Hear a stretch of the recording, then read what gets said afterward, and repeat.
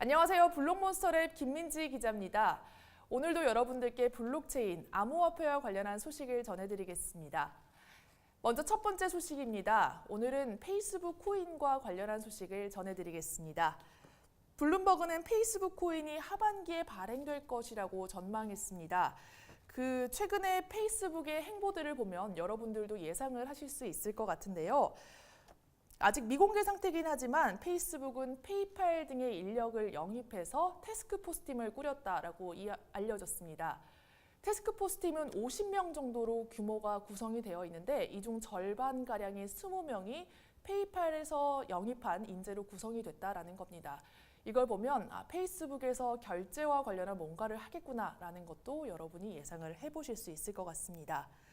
또 지난주쯤 발표된 소식인데요. 페이스북은 리브라라는 상표를 인수하기도 했습니다. 이 리브라라는 상표는 앞으로 페이스북의 스테이블 코인 프로젝트에 활용될 예정입니다. 또 페이스북은 블록체인과 관련한 광고를 전면 금지했던 그 입장을 해제한다라는 입장을 밝히기도 했습니다.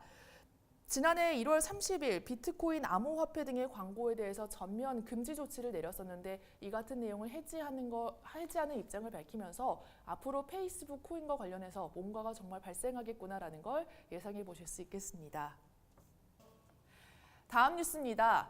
어제 바이낸스는 공지를 통해서 7,000 비트코인가량, 하나로 약 481억 원 정도 되는 돈을 분실했다라고 밝혔습니다. 익명의 화이트 해커는 바이낸스의 해킹 사건을 직접 분석하고 그 결과를 발표했는데요. 화이트 해커에 따르면 이번 해킹은 굉장히 고도로 숙련된 해커에 의해서 발생했다라고 분석을 했습니다. 해커는 이미 바이낸스에서 언제 보안 결함이 생길지 알고 있었고 그 때를 노리고 잠복을 하고 있었다는 게 설명입니다. 바이낸스는 이번 해킹으로 보안 점검을 실시를 하고 있습니다. 그러나 화이트 해커는 이 보안 점검이 근본적인 해결책은 되지 못할 거다라고 설명을 했습니다. 그리고 추가 피해 가능성이 생길 수도 있다라고 언급을 하기도 했습니다. 그러나 이렇게 전문적이고 고도로 숙련된 해커도 바이낸스의 프라이빗 키를 발견하지는 못한 것으로 알려졌습니다. 또 한편 어제 해킹 발표가 나고 난 이후에 트론의 창시자인 저스틴 선이 창펑자오가 허락한다면 내가 그 손실분만큼을 투자하겠다라고 트윗을 하기도 했습니다. 그러나 창펑자오는 이에 대해서 정말 고맙지만 사양하겠다. 우리는 파산한 것은 아니다라면서 본인의 입장을 밝히기도 했습니다.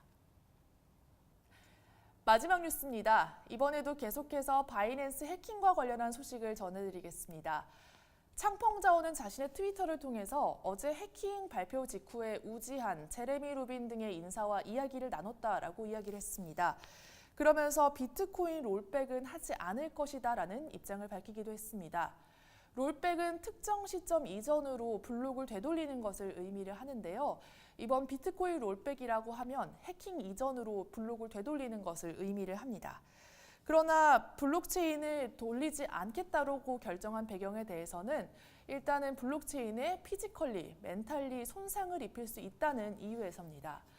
블록체인은 구성원들의 합의에 의해서 기록을 이어나가는 형태로 거래가 진행이 되는데요. 이 합의를 무시하는 것은 블록체인의 정신에 어긋난다는 이유가 첫 번째고요. 또 블록체인을 롤백할 경우에는 굉장히 치명적인 손상을 입힐 수 있다는 게 두 번째 이유입니다. 이런 내용을 밝히니까 바이낸스 공동 창립자인 허이 그리고 이더리움 창시자인 비탈릭 부테린도 의견에 동조하겠다라는 입장을 밝혔습니다. 특히 비탈릭은 지난 2016년 더다오 사건 이후 이더리움도 이 같은 롤백을 실시를 했는데 그 당시에는 블록에 어떠한 결함을 입힐지 인지를 하지 못했다라고 자신의 입장을 밝히면서 이더리움 블록의 기형적인 구조가 발생하기도 했다라고 이야기했습니다. 어떠셨나요? 오늘은 바이낸스 해킹과 관련한 내용, 페이스북 코인과 관련한 두 가지 소식을 전해드렸습니다.